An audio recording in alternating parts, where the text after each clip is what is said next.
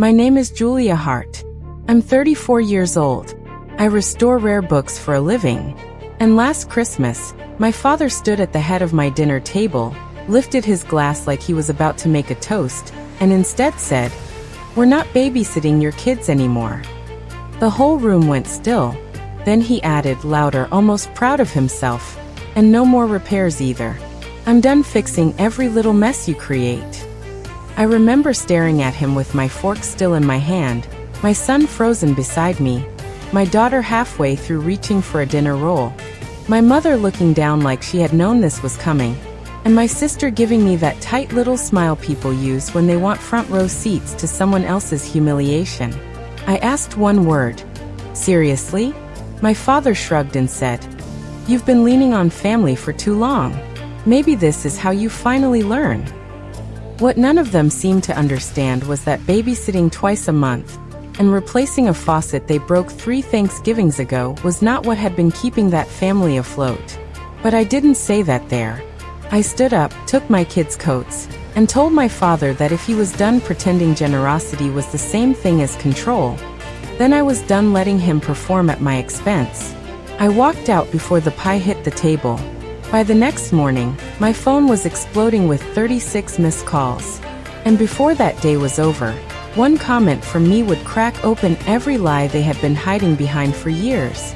Before I tell you what he said after I stood up and what happened when I stopped protecting them, tell me what time it is for you right now and where you are watching from. I want to see how far this story reaches. Up until that Christmas, my family had spent years acting like I was the dependent one, which would have been funny if it hadn't cost me so much money, energy, and peace. My father, Richard Hart, was a retired contractor who treated every favor like a lifetime investment in obedience. My mother, Patricia, collected sympathy the way some people collect ornaments. And my younger sister, Lauren Foster, had perfected the art of standing close enough to the mess to enjoy it without ever getting blamed for helping create it. Meanwhile, I was the one actually doing the boring adult work nobody wanted to acknowledge. I ran a book restoration and letterpress studio out of a narrow old townhouse in Providence. And because custom archival work can be feast or famine, I built my life carefully. No waste, no flashy spending, no pretending. I had 2 kids, Ethan and Lily. And after my divorce, I learned exactly how expensive dignity could be. So I worked. I restored 19th century family Bibles for strangers who respected me more than my own blood did. I rebound first editions, repaired water-damaged journals, designed wedding suites on antique presses, and stayed up late packing orders after the kids went to bed. The story my parents told everyone, though, was much simpler. Poor Julia, always overwhelmed, always needing help with the children, always one step away from falling apart. That version of me was useful to them because it made Richard look heroic and Patricia look long-suffering. What people didn't see was how much money I had quietly pushed into that family. When Patricia's property tax bill came in short one spring, I covered it. When Lauren's husband lost a contract and their mortgage payment went red, I floated them a few $1,000s they promised to return once things stabilized. When Richard's insurance deductible on a minor surgery was due, I paid it because Patricia cried on the phone and said they were embarrassed to ask anyone else.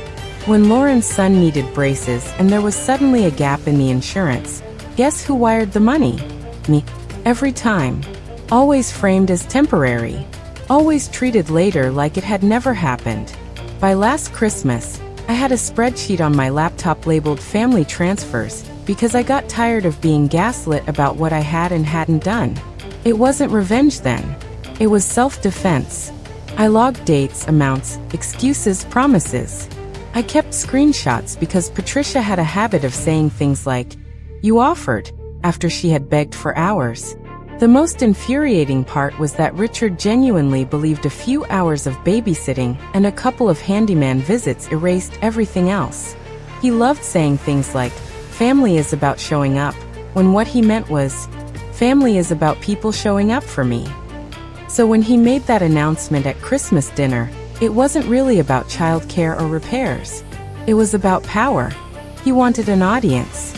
He wanted Ethan and Lily to watch their mother get put in her place. He wanted Lauren to laugh, Patricia to stay silent, and me to smile through it the way I always had. What he didn't know was that I had stopped being willing to play that role months earlier. I just hadn't had a good enough reason to blow the whole thing open, until he decided to hand me one over roasted ham and candlelight. That dinner had already been uneasy before Richard opened his mouth. Patricia had insisted we all celebrate at my place because she said my studio home felt festive and intimate, which was rich considering she hadn't contributed a single dish, and showed up late carrying store-bought cookies she wanted everyone to praise like they were heirlooms. Lauren arrived first with her husband, her son, and the kind of energy that fills a room without warming it. She walked through my front room, glanced at the handmade garlands Ethan and Lily had taped along the bookcases, and said, "This is cute. Crowded, but cute." I ignored her. My children were excited, wearing matching red sweaters and still young enough to think family gatherings were supposed to feel safe. Richard came in last, took one look at the noise, the wrapping paper, the kids moving between adults, and his expression hardened the way it always did when joy didn't center him. I knew that look. I had known it since I was 8 years old, when he told me in front of half the neighborhood that I laughed too loudly for a little girl. So when he started making under his breath comments about the chaos, I heard the same knife in a different room. At one point, Lily, who was 6 and still believed most adults meant well, tugged his sleeve and asked if Grandpa wanted to see the tiny star she had glued onto a handmade place card for him. He barely looked at it. "Maybe later," he muttered.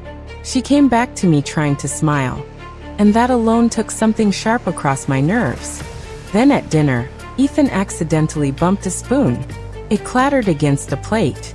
Richard sighed theatrically, and Patricia gave me that exhausted maternal look like I was somehow responsible for gravity. I should have known then he was building up to something.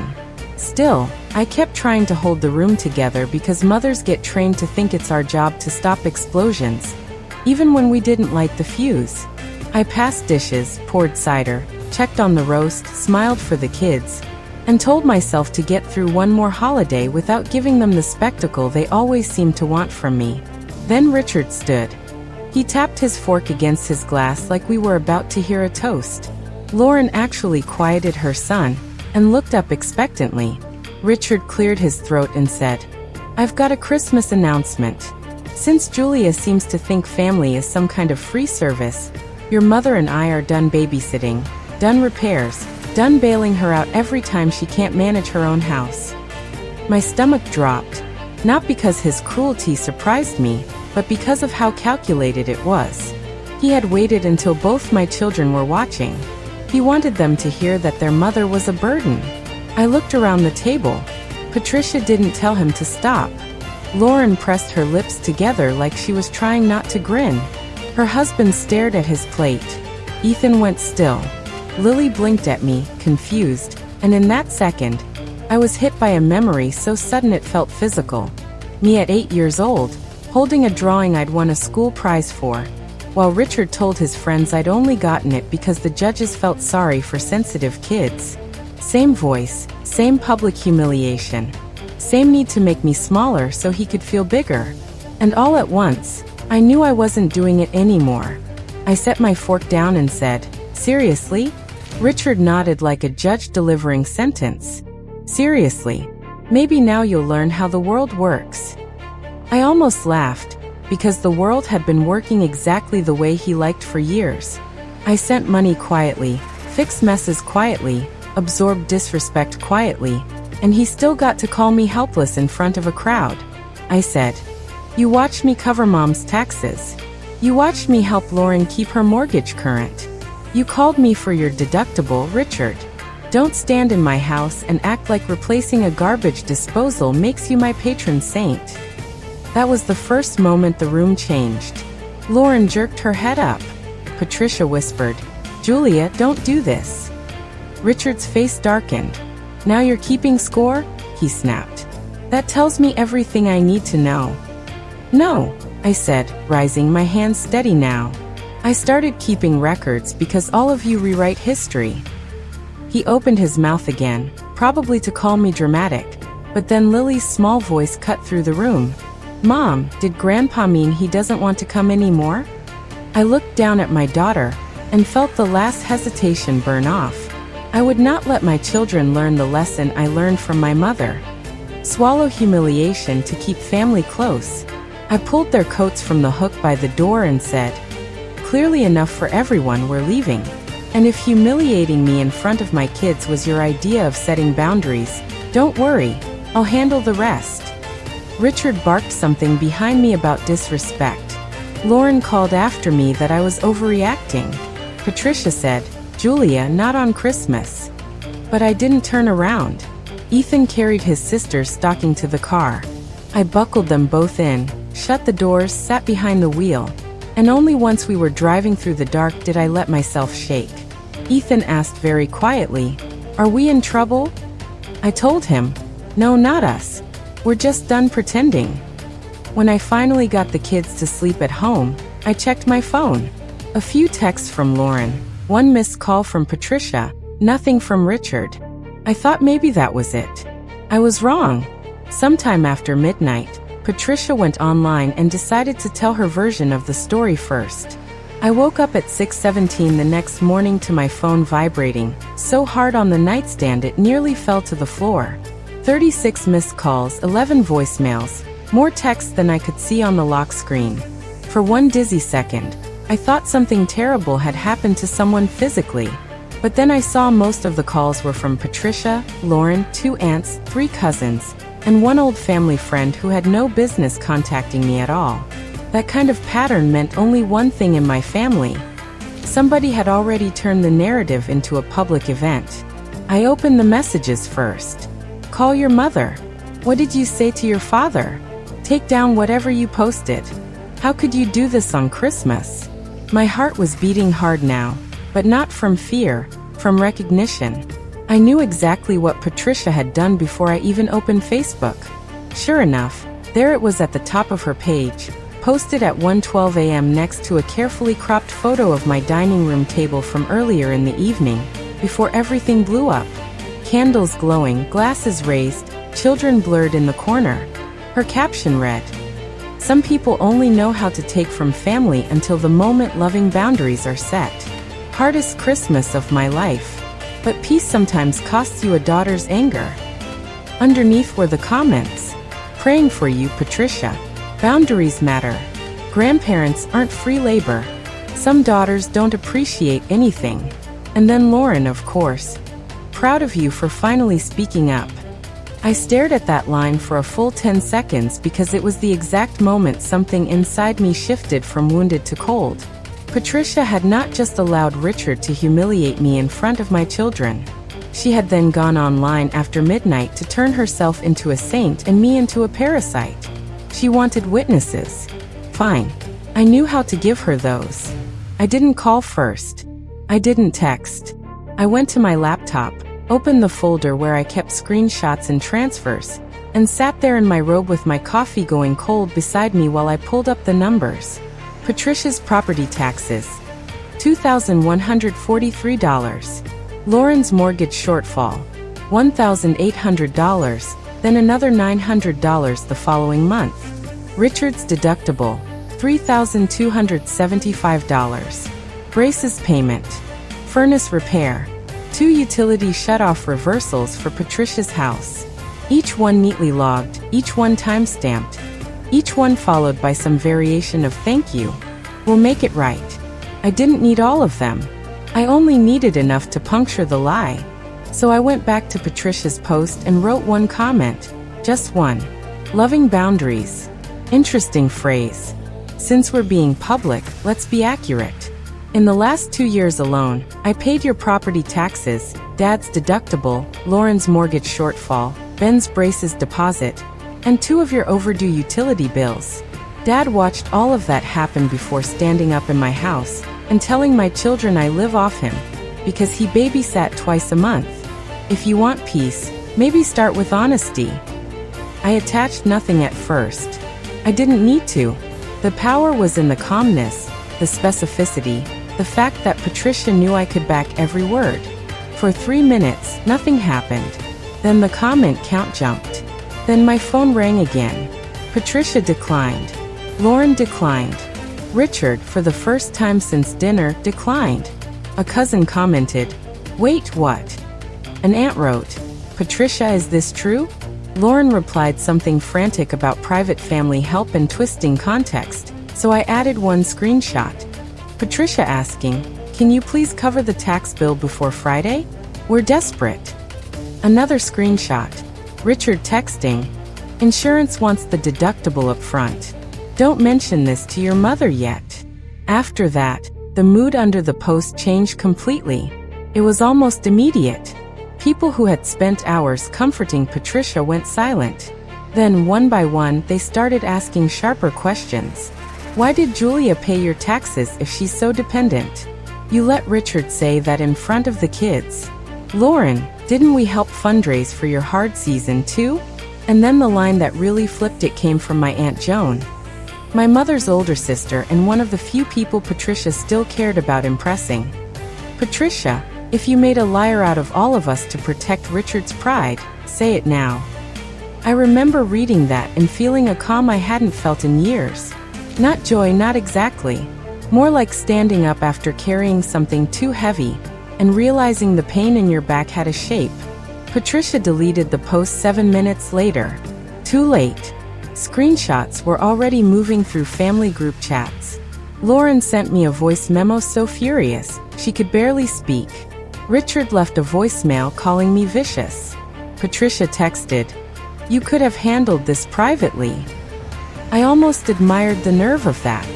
Public humiliation at my Christmas table was apparently private enough, but one public correction was suddenly too far. By noon, I had relatives calling not to scold me, but to ask if I was okay. Aunt Joan asked if the kids had heard everything. My cousin Natalie said, "I always thought something was off in how your parents talked about you." Even Lauren's husband texted one line, "I'm sorry." That was the first crack. Not because I suddenly felt vindicated, but because I realized the performance had depended on my silence more than I ever understood. Once I stopped protecting them, they looked exactly like what they were. What happened over the next week was not some dramatic movie montage, where everyone immediately turned noble, and my parents instantly collapsed under the weight of exposure. It was messier than that, which made it more satisfying in its own way. Patricia and Richard tried at first to muscle the story back under control. Patricia called relatives crying, saying I had weaponized money and kept score against acts of love. Richard told anyone who would listen that I was unstable, bitter from my divorce, and trying to alienate the grandchildren.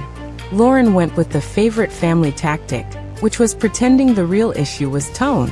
According to her, it didn't matter that Richard had publicly shamed me and Patricia had lied online. What mattered was that I had embarrassed them in return. But there was a problem they couldn't smooth over this time. Receipts are terrible at obeying hierarchy. Aunt Joan called me and asked gently but directly how much I had actually covered over the years. I told her the truth. Then she asked if I had more screenshots. I said yes. She went quiet for a second and told me to save everything. The next day, she called Patricia, and whatever happened in that conversation, I never heard in full. But by evening, Patricia was texting me in clipped little bursts, asking whether I was seriously trying to divide the whole family. I didn't answer. I was too busy doing something far more important. Closing the access points they had taken for granted. I canceled the standing transfer I had set up to help Patricia with her taxes that spring.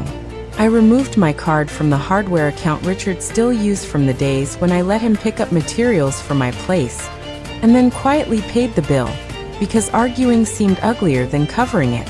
I stopped answering Lauren's quick question texts, which almost always involved money without using the word. And I told Ethan and Lily in the simplest language I could manage that we wouldn't be visiting Grandpa for a while because Grandpa had forgotten how to be kind. Kids understand more than adults want to admit. Ethan nodded like he already knew. Lily asked if that meant she had done something wrong. I got down on the floor with her and said, "No, baby. Sometimes grown UPS do wrong, because no one ever taught them shame." That line stayed with me all week. because the thing Richard hated most wasn't losing access to me. It was losing the image of himself as the long-suffering patriarch. Once people knew the money trail, every favor he had bragged about looked smaller. Meanwhile, the consequences started showing up in ordinary ways.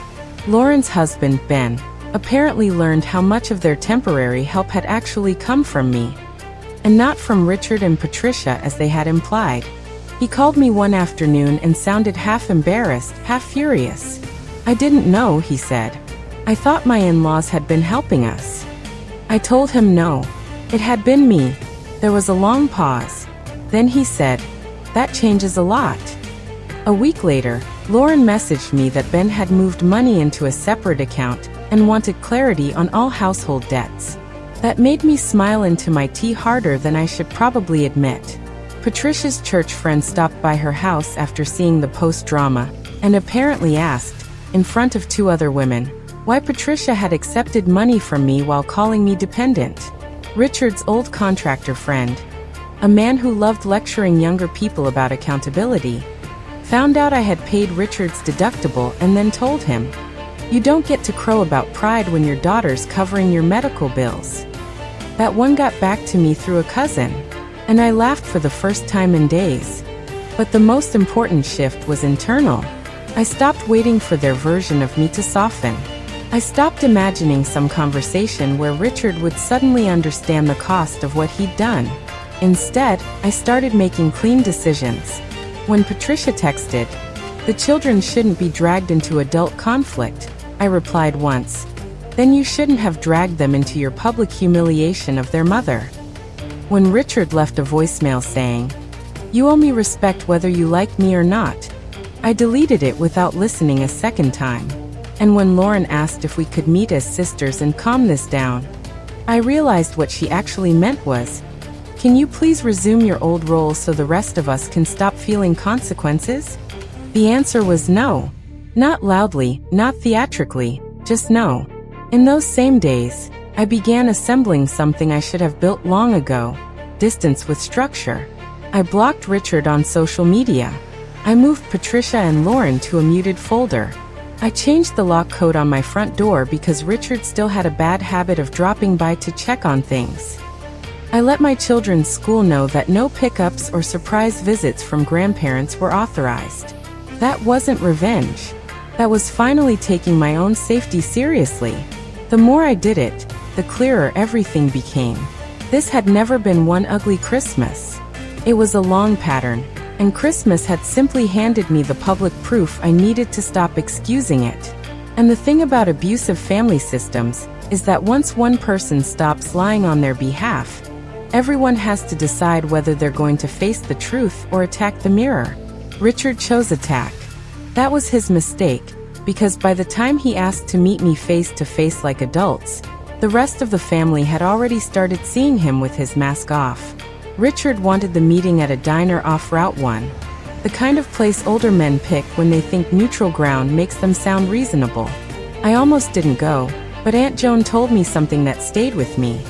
Sometimes you need to hear a person unchanged one last time before you stop hoping.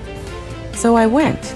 I wore jeans, boots, and the coat Ethan said made me look like someone in charge, which turned out to be exactly what I needed. Richard was already in the booth when I arrived. Coffee in front of him, jaw set, face redder than usual. Patricia was there, too, though she had implied he wanted to talk alone. That should have warned me. Lauren came 5 minutes later, sliding in beside Patricia like this was an intervention. No apology in sight, no softness, just control repackaged as family concern.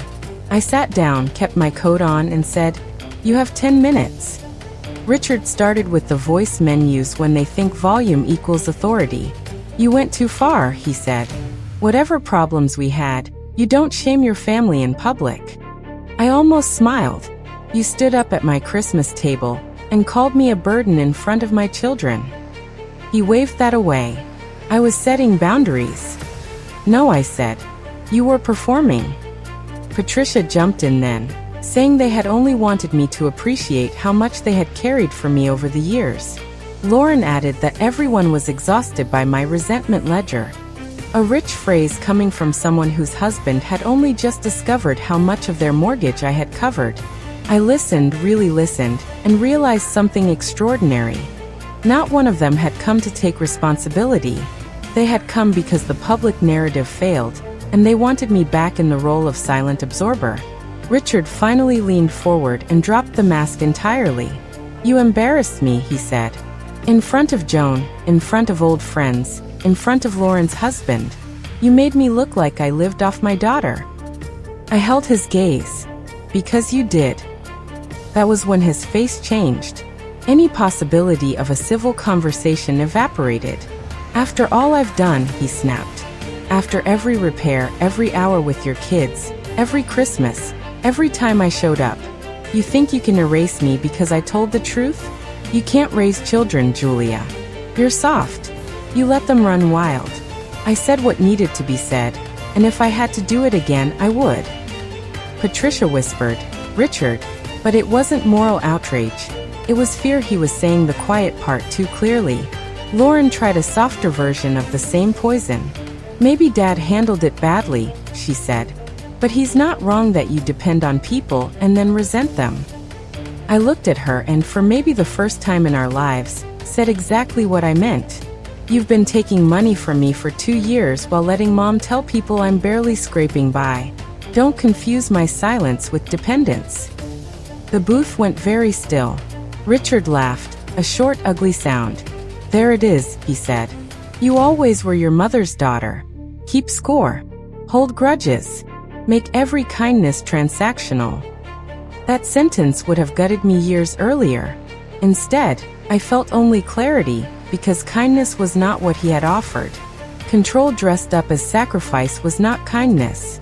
Public humiliation was not truth. So I stood up. Richard looked almost startled, as if he genuinely believed he still had enough power to keep me seated. I laid cash on the table for my untouched coffee and said, "You don't get to see Ethan and Lily anymore. Not until they're old enough to choose for themselves and strong enough to know what emotional cruelty looks like. You don't get to drop by my house, call my phone, or ask other people to carry messages for you. And since you care so much about what family means, here's the lesson. Family is not an audience for your ego." Patricia's face went white. Lauren actually said, "You can't do that." I turned to her and said, "Watch me." Then I left, Richard sitting in that booth with his hands flat on the table, and for the first time I had ever seen, no language that still worked. Later that night, Ben called to tell me Lauren had come home furious and Richard had followed them back to the house, ranting about entitlement, only for Ben to tell him on the porch in front of the kids that he wasn't welcome there until he learned the difference between help and domination. That detail mattered to me more than I expected. Not because I needed men to validate my experience, but because men like Richard depend on the silence of other men more than anyone admits. From there, the collapse got quieter and harsher. Patricia stopped being invited to host extended family lunches because nobody trusted her version of events. Lauren's social media got noticeably emptier of family content because she couldn't post beautiful holiday traditions without people remembering what had actually happened. Richard, the man who loved being consulted, stopped getting calls about home projects and opinions and practical advice. That kind of exile is small on paper and devastating in reality. Still, he didn't apologize. He told people I was poisoning the family against him. He said I was keeping the grandchildren from him out of spite. He told Patricia I would come around because she always does. He was wrong. A little over 3 months later, on a gray March afternoon, I got a phone call that proved just how wrong. The call came from a hospital in Cranston. Richard had suffered what the nurse described as a serious but survivable stroke. And because Patricia had listed me as an emergency contact years earlier and apparently never updated anything, my name was still in the system. I stood in my studio with a half-repaired atlas open under my hands, glue drying at the spine, and listened while the nurse explained rehab, observation, family notification. I thanked her, told her Patricia should be the primary contact, and hung up. Then I stood there for a long minute, not moving, because no matter how done you are, There are some calls your body still receives like old weather. Lauren texted immediately after. Dad had a stroke. Please don't make this harder. Not please come. Not please forgive. Just the usual request that I help smooth over discomfort. I asked Aunt Joan for the truth. She called and told me Patricia had been at the hospital. Lauren came and went, but Richard had asked for me twice. Asked is probably too generous, Joan said. Demanded, then cried. I sat on the floor of my workroom after that, looking at the grain in the old wood boards while Ethan and Lily colored at the back table, safe, unaware of the old war trying one more time to pull at me. This is the part where stories usually force a clean moral lesson. Daughter hears father is weak. Daughter remembers he's human. Daughter rushes in. Daughter forgives. I need you to know that real life did not do that for me. What I felt was not revenge, exactly. It was the weight of every time I had abandoned myself, so someone else could keep their role intact. I thought about Richard standing at my Christmas table. I thought about Lily asking if Grandpa didn't want to come anymore. I thought about Patricia posting that lie after midnight while I slept one room away from my children, exhausted and shaking. And I thought about the diner, Richard saying if he had to do it again he would. That sentence mattered, because people love to romanticize sickness as if frailty automatically creates remorse. It doesn't. Sometimes it only removes the performance and leaves the same person asking for access without accountability. 2 days later, after arranging childcare, I drove to the hospital. Not because I had changed my mind, but because I wanted to be certain mine was made in daylight. Not from fear or guilt or a cousin's opinion about what good daughters do. Richard was in the ICU step-down by then, gray-faced, smaller, one side of his mouth altered. The machinery around him made everything feel both tragic and oddly impersonal. Patricia saw me through the window and stood so quickly I thought she might faint. Her eyes filled immediately. Julia, she said, like my name itself should finish the rest. I asked one question. Did he apologize? Patricia looked stricken, which was answer enough. He wants to see the kids, she whispered. No, I said. She started crying then, telling me life was short, families regret things. Richard was scared. Richard didn't mean so much of what he'd said. I listened. Then I told her something I had learned the hard way. Fear of consequences is not the same thing as regret for harm. Patricia covered her mouth. I almost pitied her in that moment. She had spent a lifetime building her marriage around making Richard's emotional weather everybody else's problem. And now, even catastrophe couldn't buy back what his pride had cost him. I walked to the glass and looked at him. He was awake. His eyes found me. Even then, even weak and attached to tubes. I saw anger before shame. He lifted one hand slightly, beckoning. I didn't move. I stood there long enough to know he had seen me clearly.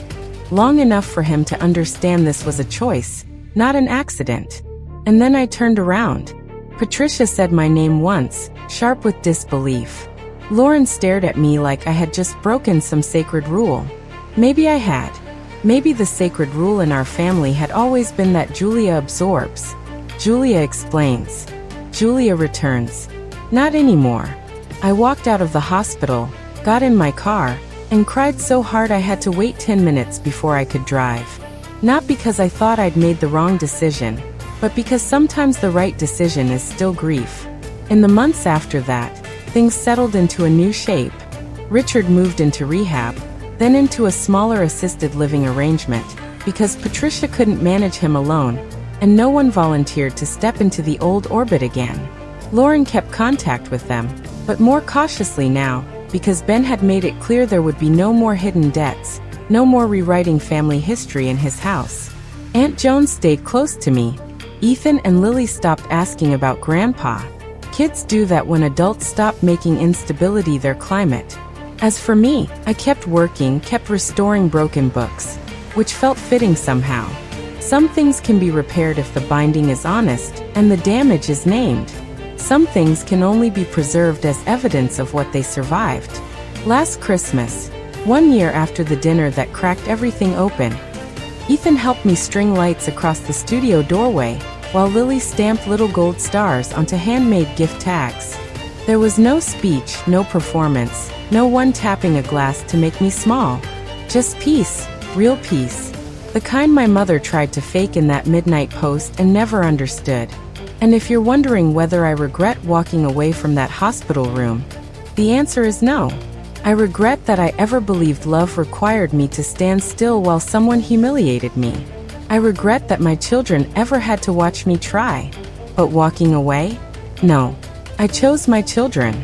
I chose the version of myself they deserve to learn from. So I'll leave you with the question Richard forced me to answer for myself. If the person who hurt you most was finally weak enough to need you, but still not honest enough to own what they did, would you walk in, or would you walk away? In my opinion, this story is powerful because it shows that protecting your peace is not cruelty. It is courage. Julia didn't choose revenge out of bitterness alone. She chose to stop a cycle of humiliation and emotional control before it reached her children. Sometimes the strongest response is simply refusing to be used anymore. What about you? If you were in Julia's place, would you have walked away from that hospital room or given her father one last chance?